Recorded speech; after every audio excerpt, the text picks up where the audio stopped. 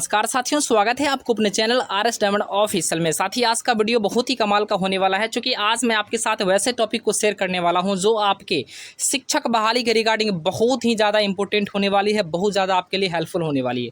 साथ ही आज का टॉपिक है कि आपको आवेदन के समय कौन कौन से डॉक्यूमेंट्स लगेंगे, साथ में ही आपके काउंसलिंग के समय आपको कौन कौन से डॉक्यूमेंट्स उपलब्ध करने होंगे ताकि आपको किसी प्रकार की परेशानी नहीं हो, किसी प्रकार की समस्या नहीं हो। तो चलिए साथ ही वीडियो को प्रारंभ करते हैं। चूँकि डॉक्यूमेंट्स के रिगार्डिंग मैंने एक और वीडियो आपके साथ शेयर कर चुका था। अगर आपने अभी तक नहीं देखा है तो इसी वीडियो के डिस्क्रिप्शन में मैं उसका लिंक डाल दूंगा, जहां पे आप आसानी से उस वीडियो को भी देख सकते हैं। लेकिन यह वीडियो आपके लिए बहुत ज़्यादा हेल्पफुल होने वाली है, क्योंकि उस वीडियो में मैंने जो भी आपके पास बातें शेयर नहीं किया था, वह सारी की सारी महत्वपूर्ण बातें इस वीडियो में मैं आपके साथ शेयर करने वाला हूँ।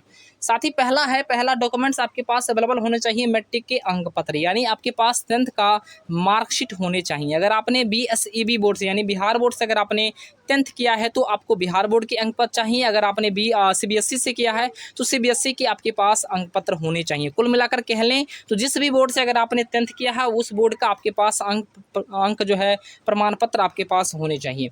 दूसरे नंबर की अगर हम लोग बात कर ले तो मैट्रिक के सर्टिफिकेट आपके पास अवेलेबल होने चाहिए, यानी साथ ही कह लें सर्टिफिकेट के रूप में आपको मूल प्रमाण पत्र, यानी जो कॉलेज या स्कूल के बाद में मिलते, जब आप पास आउट होते हैं तो 2-3 साल के बाद जो मूल प्रमाण पत्र मिलता है वो आप ज़रूर उपलब्ध कर लें, ताकि आपको किसी प्रकार की परेशानी काउंसलिंग के टाइम नहीं हो।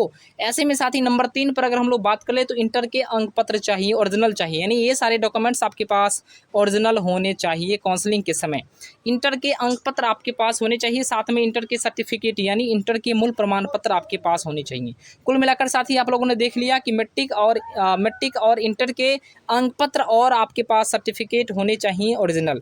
नंबर 3 पर अगर हम लोग बात कर ले, अगर आप स्नातक ग्रेड के शिक्षक बनना चाहते हैं, यानी अगर आप 6 to 8 के शिक्षक बनना चाहते हैं तो ही आपकी स्नातक के अंक पत्र लगेंगे और स्नातक के सर्टिफिकेट लगेंगे। अन्यथा आप अगर 1 to 5 में अप्लाई करना चाहते हैं तो आपको 10th और 12th के ही आपके पास अंक पत्र और प्रमाण पत्र आपके पास लगेंगे।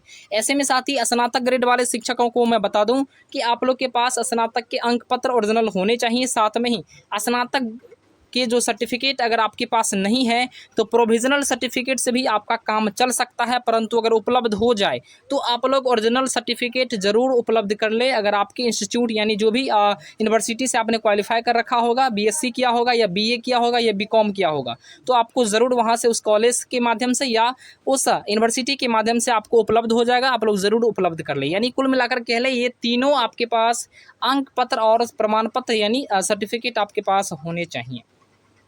उसके बाद साथ ही जो महत्वपूर्ण चीज़ें आती है आपके प्रशिक्षण का, तो प्रशिक्षण के रूप में अगर आपने BEd किया है तो BEd के अंक पत्र चाहिए। अगर आपने DLEd किया है तो DLEd के अंक पत्र आपके पास ओरिजिनल होने चाहिए। उसके बाद अगर आपने BEd के या DLEd के अगर आपने सर्टिफिकेट अगर आपके पास नहीं है BEd या DLEd के, तो आपके प्रोविजनल से भी काम चल सकता है, परंतु आप ज़रूर BEd या DLEd के ओरिजिनल जो उनके सर्टिफिकेट होते हैं, मूल प्रमाण पत्र होते हैं, वो ज़रूर आप उपलब्ध कर लें ताकि आपको परेशानी नहीं हो। मैं साथ ही इसलिए बता रहा हूँ क्योंकि छठे चरण में कुछ नियोजन इकाइयों में डॉक्यूमेंट्स के रिगार्डिंग समस्याएं उत्पन्न हुई थी। बहुत सारे ऐसे नियोजन इकाई था जहाँ पर अभ्यर्थी को किसी प्रकार की परेशानी नहीं थी, लेकिन कुछ ही नियोजन इकाई जहाँ पर अभ्यर्थियों को मूल प्रमाण पत्र लाने के लिए, अर्थात कह सकते हैं ओरिजिनल सर्टिफिकेट लाने के लिए बार बार अभ्यर्थियों को टॉर्चर किया जा रहा था। ऐसे में ज़रूर आप जो है BEd या DLEd के आप अंक पत्र के साथ साथ आपके पास सर्टिफिकेट होने चाहिए। नहीं है तो उसके बजाय जो है प्रोविजनल से भी काम आपका चल जाएगा। इसके अलावा साथ ही अगर हम लोग बात कर ले तो अगर आपने सीटेट उत्तीर्ण किया है तो सीटेट के अंक पत्र आपके जो डिजी लॉकर से अवेलेबल होते हैं उसका रंगीन कॉपी आप निकाल लीजिए, रंगीन हार्ड कॉपी निकाल लीजिए, बिल्कुल उससे आपका काम हो जाएगा।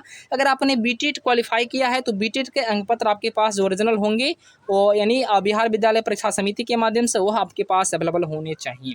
उसके बाद साथ ही बात कर ले सीटेट या BTET के सर्टिफिकेट आपके पास होने चाहिए, यानी सीटेट या BTET के सर्टिफिकेट अगर है तो काम चलेगा, नहीं है तो भी कोई दिक्कत नहीं है। क्योंकि होता क्या है साथी मैं आपको बता दूं, सीटेट या BTET में बहुत सारे ऐसे शिक्षक भर्ती हैं जो रिजर्वेशन के अकॉर्डिंग टू पास आउट होते हैं, यानी क्वालिफाई हो जाते हैं। क्योंकि आप लोग को जैसे पता है कि महिला जो होती है यानी जनरल महिलाओं के लिए बिहार में रिजर्वेशन है। ऐसे में 82+ भी जिनके मेधा यानी 82+ भी जिनके अंक अगर आए हैं सीटेट में तो वो भी महिला क्वालिफाई हैं, बशर्ते उनका मार्कशीट तो अवेलेबल हो जाता है डिजी लॉकर पे, लेकिन उनका सर्टिफिकेट अवेलेबल नहीं हो पाता है।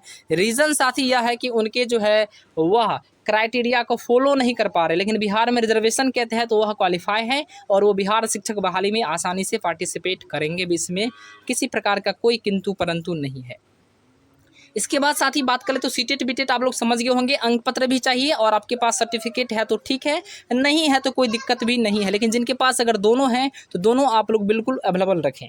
उसके बाद आता है आवासीय प्रमाण पत्र। आवासीय प्रमाण पत्र आप ब्लॉक लेवल का बना लें, बिल्कुल कोई इसमें किसी प्रकार की परेशानी नहीं होगी आपको।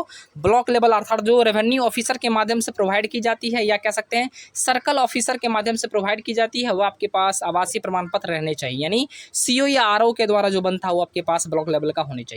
उसके अलावा जाति प्रमाण पत्र भी आपके पास ऑलरेडी होनी ही चाहिए, क्योंकि यह आपके कोटि को इंडिकेट करेगा आप किस कोटि के अभ्यर्थी हैं, बीसी के हैं या कह सकते हैं ईडब्ल्यूएस के हैं या कह सकते हैं अदरवाइज एससी एसटी के हैं, तो आपको जाति प्रमाण पत्र के माध्यम से ही आपको कोटि का अर्थात आपके कैटेगरी का बेनिफिट आपको देखने को मिलेगा।